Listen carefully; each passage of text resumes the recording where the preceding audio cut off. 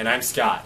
And today we're going to take a look at the 1-year Reef anniversary for the equipment on my 90-gallon system. So come with me and take a look.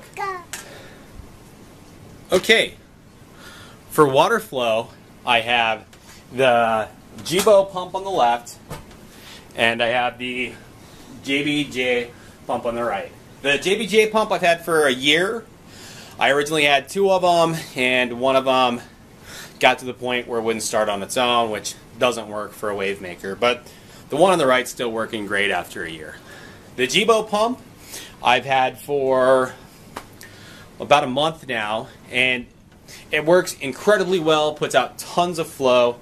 The only problem I'm having with it is that it's a little too powerful for my LPSs. When I had it turned up and I had it on its wave maker mode, it was blowing to the point where the LPSs didn't want to open up. So I've got it situated high in the tank with it on low, connected to the wave maker, so it comes on and off about every 3 minutes. But that's the only way I'm getting my LPSs to open up. If I was doing only SPSs, I'd probably just run it as it's intended to. So for lighting, I'm not able to show it real well, but I have a 250 watt Odyssey metal halide light, and it works pretty well. The biggest problem I have with the Odyssey metal halide is when you try to change the bulbs, the reflector catches on the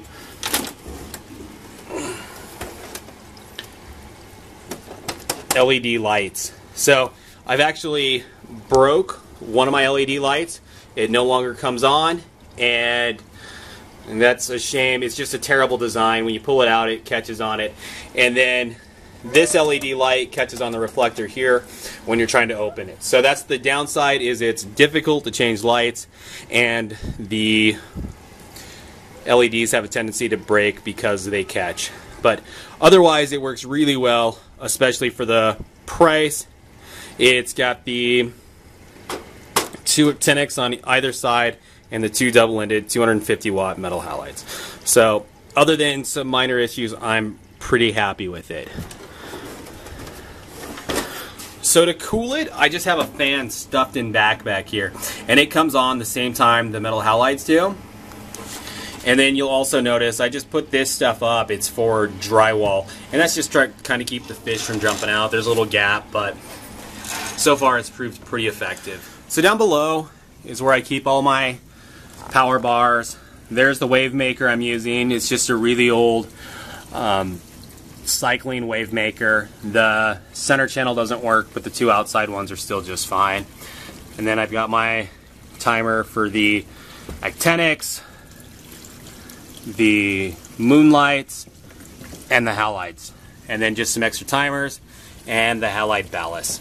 And you can see it's not as cleaned up as it should be, and that's just because I tend to move stuff around and it gets out of place. It's one of those things I should work on, but the doors are always closed and I don't see it. And then I got my plumbing going up to split the water 3 ways for the return. Alright, so here's all the stuff in the basement, and it's all just working really well. I'm just really happy with the whole setup. So we'll kind of go over a brief bit of how it works, and then some of the equipment and what I like and what I don't. So the water is fed up to the tank by this reflow blowhole pump, and it is working extremely well. Now that I got one that works, it's great, no issues, no service problems. It's bulletproof at this point. So let's hope it stays that way. So of course the water runs up, and then I've got it split between going up to the tank and going to the frag tanks, which are currently just added water for reservoir, and the lids are on there to keep the humidity out of the air because it really does get humid. Before I set this up as a frag room, I will have to get a dehumidifier. And of course the water runs the rest of the way up to the tank and then down the white drains and back to the sump. The sump I am very happy with. It was just incredibly simple to build. It's 3 pieces of plastic I cut, big water volume, I have no issues, and the refugium section is huge, and the amount of algae I'm growing in there is just great. It's going extremely well. And I have no nitrates in the system, and I attribute that a lot to this refugium doing so well in the deep sand bed up above.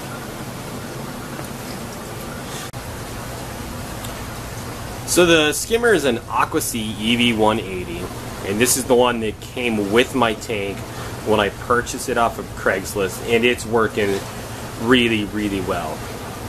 I have it running off of the main pump through this line here, down into there, and by doing that, I'm able to run the Skimmer at the maximum allowable flow, which is just great. And if you don't know, these are skimmers that don't have the Venturi valves or any of that. It's just water shot right through at high pressure that creates the water bubbles, and high flow is what you need. So having the pump running directly is working great.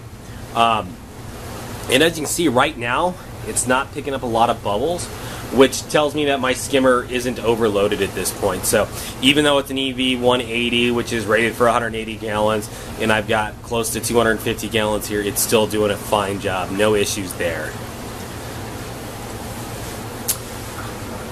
The calcium reactor is working really, really well. I wanted to actually do a long-term video on this, but for a $180 calcium reactor, I'm extremely happy with it.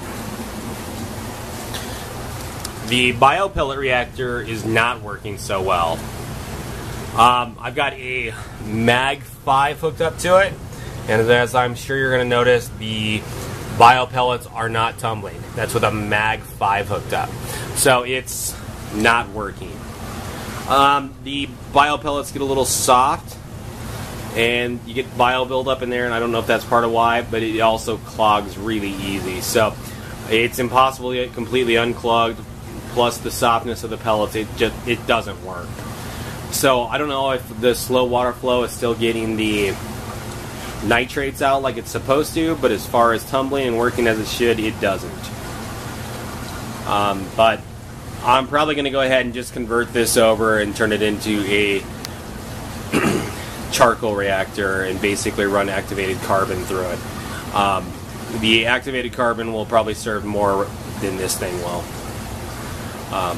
So I'm basically counting this as a fail, writing off the biopellets and shooting for activated carbon.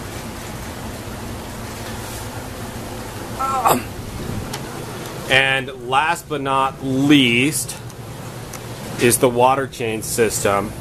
And this is working just awesome. I have my RO water up on top and the salt mix down below, and it works just perfectly. Every time I need water, it's available to me. It makes RODI water as soon as I need it. It's just brilliant. So I love that. That is one of the keys to me having a successful tank, is I always have RODI water and I always have salt water ready to go. Makes water changes super easy, and it makes auto top offs easy, and it ensures I always have the best water quality. So that's 1 year. The video's already starting to get pretty long, so I think I'll let everybody go. But thanks for watching, thanks for subscribing, and we'll see you on the next episode of Mile High Reefers.